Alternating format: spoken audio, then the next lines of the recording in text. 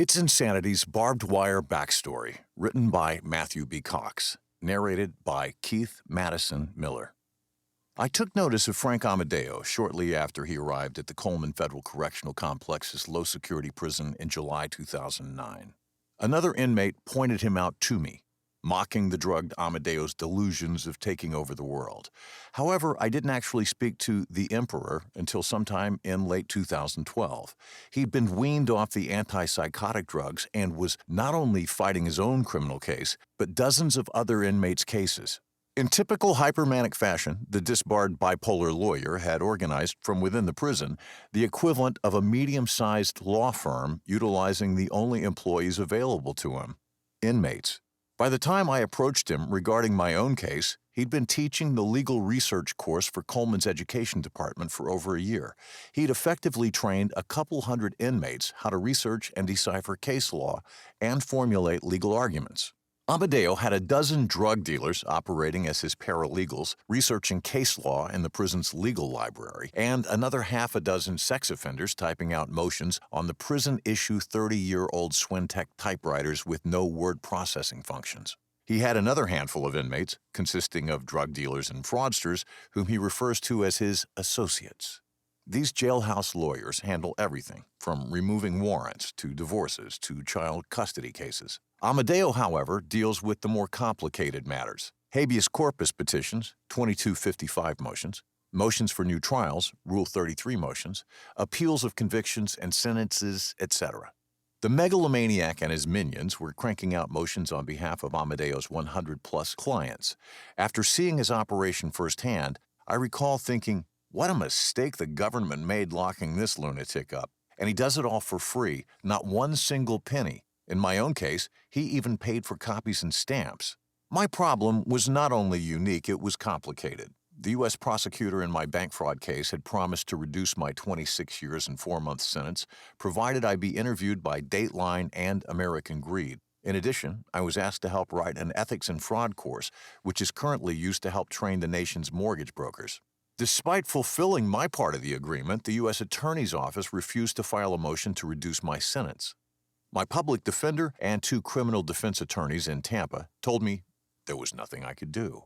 The decision whether to file the motion was 100% within the government's discretion. As a last resort, I spoke with Frank Amodeo. Within minutes of hearing my issue, he became indignant. "Don't worry," he told me. "I'm not going to let him get away with this." He and his associates would take care of everything, he told me. "You'll see, we're going to force them to file the motion." "How can you be so sure?" I asked. None of the sane lawyers thought it was possible. Amodeo replied, "I use certain quantum phenomena to predict the future. It's a verifiable certainty." "Quantum mechanics?" "Quantum mechanics," Amodeo proceeded to tell me, peppering the entire conversation with references to singularities, multiple dimensions, and the Heisenberg uncertainty principle, among other quantum phenomena, that he possesses the ability to apply certain principles of quantum mechanics to see the past, present, and future simultaneously. He then explained to me that he was more advanced than everyone else and cheerfully referred to me as one of the normals. When I walked away from that meeting, I was certain I was going to spend every day of the remainder of my ridiculously long sentence in prison. Less than 6 months later, after filing a habeas action and multiple rebuttals, Amodeo badgered the federal prosecutor into filing a motion to reduce my sentence. In October 2013, my sentence was reduced from just over 26 years to 19 and a half years. He'd gotten roughly 7 years knocked off my sentence. When I returned from court, Amodeo told me he had hoped it would be more. "It looks like we're going to have to eat this elephant one spoonful at a time." In late 2015, Amodeo once again filed a habeas motion on my behalf, which was denied, and a subsequent appeal. At that point, the government buckled, and after some prodding in June 2017, they agreed to reduce my sentence from 19 and a half years to 14 and change. He'd gotten nearly 5 more years knocked off my sentence. My projected release date is now July 2019. With Halfway House, I'll be home next summer. Amodeo and his staff of perverts and drug dealers using obsolete equipment nearly cut my sentence in half. That's how I know Frank Amodeo. In a little over a 5-year period, Amodeo has been responsible for correcting over 600 sentences, resulting in 1,670 years' worth of prison sentence reductions. It should be noted, he's saved the American taxpayer over $90 million in incarceration costs. Amodeo has dedicated thousands of hours of pro bono advocacy. He's litigated cases in all of the Circuit Court of Appeals, has been granted certiorari at the Supreme Court, has overturned Fourth Circuit precedent, and has won 89 reversals on appeal. You don't really think President Bush ordered the U.S. Attorney's Office to fabricate a case against Frank? Asked Pierre Rossini, a drug kingpin out of Los Angeles. Pete is doing 34 years for drug trafficking and ordering the murder of an FBI informant. Despite how it sounds, he's a great guy. I didn't say Bush set him up, I replied. I implied that it was plausible he set him up. It's not the same thing. Pete shrugged. It's not out of the realm of possibility. Remember the Bush-Blair memo? In March 2006, a 5-page memorandum written by British Prime Minister Tony Blair's foreign policy advisor David Manning surfaced. The memo revealed that neither President Bush nor Blair thought the UN inspectors would find weapons of mass destruction, WMD, in Iraq. As an alternative justification to invade, Bush proposed painting a U-2 reconnaissance aircraft with UN colors and flying the aircraft over Iraq, hoping that Saddam Hussein would fire on the U-2, thus being in violation of sanctions. In addition, Bush discussed using an Iraqi defector, a known fabricator codenamed Curveball, to testify Saddam had WMDs. Shortly after the Bush-Blair meeting, Secretary of State Colin Powell testified that Saddam possessed WMDs. I'm not saying it's beneath Bush to set him up, I laughed. There's just no proof. The Department of Justice refuses to process any Freedom of Information Act request regarding Amodeo due to privacy concerns and national security. It could have just as easily been Capital Genesis. Right, the grouping of interconnected business model. Did he ever give you any specifics? No, he said it was proprietary, but based on my vast experience as a con man, after reading the indictment, the court transcripts, and my interviews with Frank, I can tell you with all certainty that the proprietary model, I burst out laughing, is fraud. Amodeo is fond of stating that once Capital Genesis is fully integrated throughout the global economy, governments will wither up and die. No doubt this is true because part of his business model relies heavily on withholding the government's payroll taxes, therefore cutting off their income stream. Ultimately, they would all run out of money, wither, and die. Struggling not to laugh, Pete gasped. That's not true. It was more a stock market pump and dump scheme, without the dump. He was using the Internal Revenue Service's money to grow Mirabilis. Once it went public, he would have paid him back. It's still fraud, I interjected. He's a real-life James Bond villain. He's Milton Crest from the Holderan rarity. Although Crest was not a power-mad megalomaniac, both he and Amodeo bilked the IRS out of millions of dollars. Yeah, but because of Frank's delusions, he couldn't form the requisite intent, said Pete. He's not guilty of a crime. In fact, the court indicated in Wesley Snipes' case, the well-established principle, that ignorance of the law is a defense to a tax crime, even if the belief is objectively irrational or, in Amadeo's case, delusional. Technically, what Amodeo did wasn't a crime. It's actually done all the time. The statute governing the collection of taxes is divisible. One section of the statute obligates the company to collect taxes. The second obligates the company to report and pay over the taxes. It's undisputed that employers must accurately report the tax obligation. However, they are allowed to defer payment, typically to the next quarter. Since Amodeo reported to the IRS that he had their taxes, his disclosure obviated the fraud as a matter of law. It's not unheard of for a company to get behind on their payroll taxes or even enter bankruptcy and list the IRS as a creditor, provided they accurately disclosed the taxes. No one goes to prison because it's not illegal. At worst, it subjects the company to a civil penalty. According to the IRS's website, more than 1 million companies are currently behind on paying over their payroll taxes. Intent or not, I said, he still committed a crime. The problem is, Pete continued to ignore me, he was using the statute as part of his business model and he was doing it with multiple companies for massive amounts of money. In a stroke of genius, Amodeo had found a loophole. The more taxes Amodeo withheld, the more leverage he had during his negotiations with the IRS. And if the government wouldn't accept the payment plan, he would have no choice but to put the companies into bankruptcy, with the IRS receiving pennies on the dollar. It was an old-school mob-style bust-out combined with corporate raider tactics. In reality, the IRS suffered from a lack of imagination. They'd never contemplated an adversary such as Amodeo. Plus, he was using the U.S. government's own funds to take over the world. That had to piss him off. I spend my time with a small select group of inmates. I'd like to say they're all good guys, bank robbers, gang members, fraudsters, and a few guys that swear they're innocent. But most people would disagree with my characterization. Several nights a week, we meet at an area outside B Unit. We sit at several concrete tables surrounded by a large circle of cement benches referred to as Stonehenge. We discuss various topics, our cases, families, books, movies, the usual stuff, while inmates line up to talk to Amodeo regarding their criminal cases. They wait, for the most part, patiently with their legal work, all hoping for a miracle. Of course, not everyone can be helped. Decades, and in some cases, lives are at stake. Tensions and emotions run deep. That, coupled with Amodeo's erratic condition, makes for dicey situations.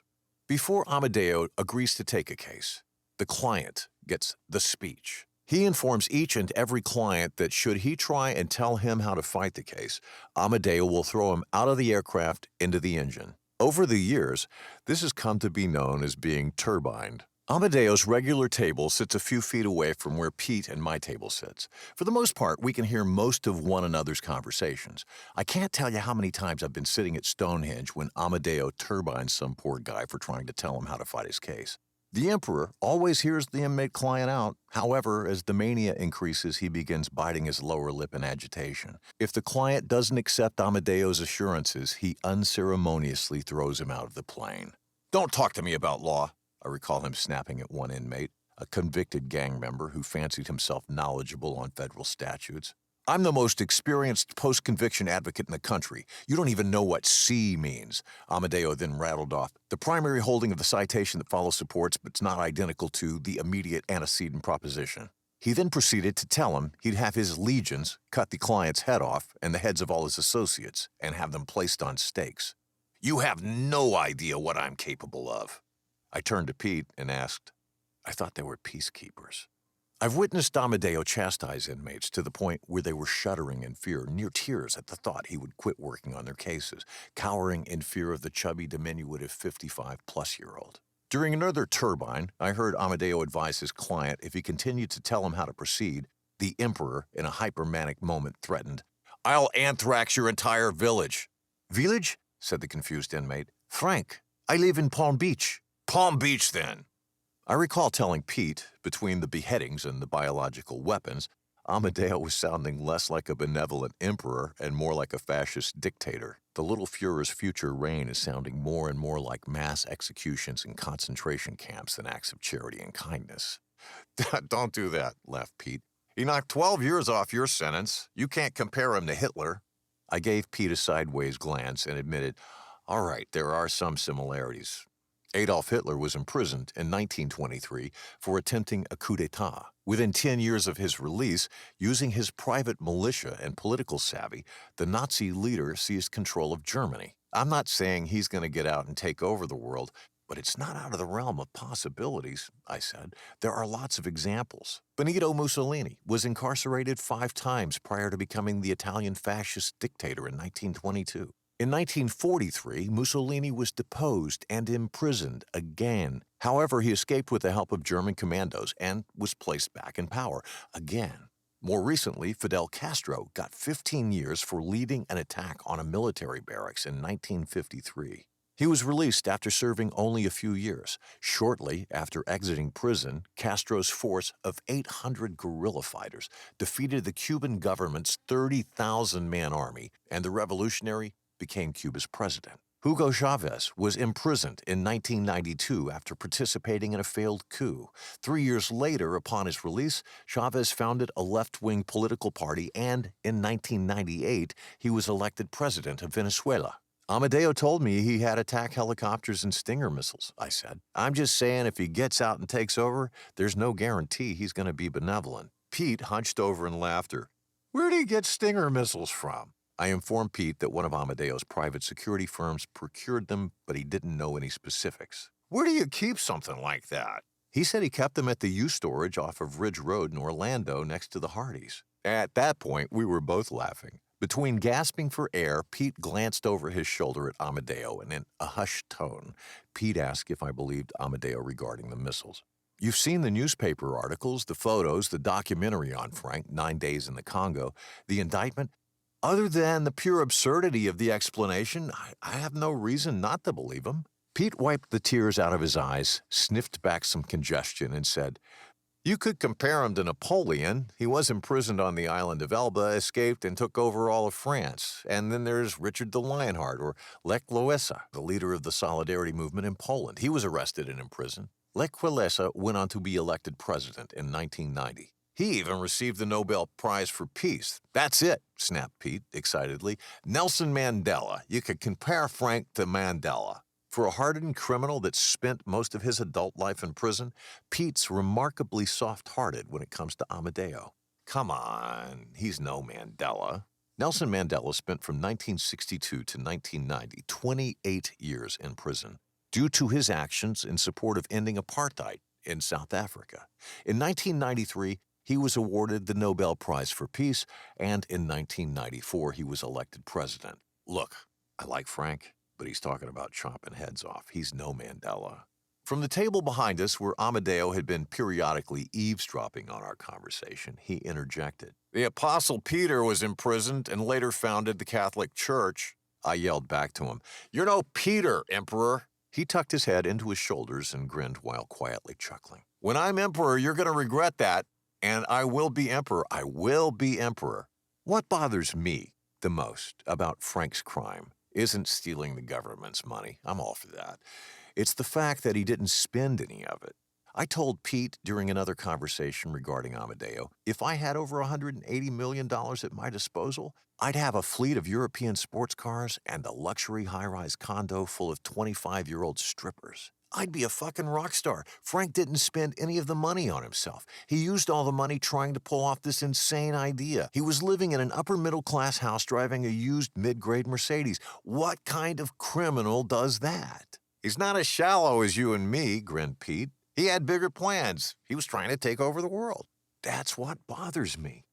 In all of the true crime stories I've heard over the last decade of my incarceration, no one's ever told me that they were trying to take over the world. Ever. How crazy do you have to be to believe that world domination's even possible? During the writing of its insanity, Pete and I laughed numerous times, comparing Amodeo to Evil Gru from Despicable Me and Austin Powers' Dr. Evil. But in all seriousness, the story isn't a comedy. Amadeo's one of the most complex individuals I've ever encountered, and I have nothing but the utmost respect for him. If ever a mad genius could take over the world, it would be him. However, I'm often saddened by the realization that this immensely intelligent, talented individual, whom I owe so much to, is so deeply flawed. Despite how I may have portrayed Amodeo, the reader should know my admiration for him has no bounds. I will forever owe Frank Amodeo a debt that I'll never be able to repay, and I hope he knows I am, and forever will be, a loyalist. You've been listening to It's Insanity's Barbed Wire Backstory, written by Matthew B. Cox, narrated by Keith Madison Miller. Copyright by Matthew B. Cox. Production copyright by Matthew B. Cox.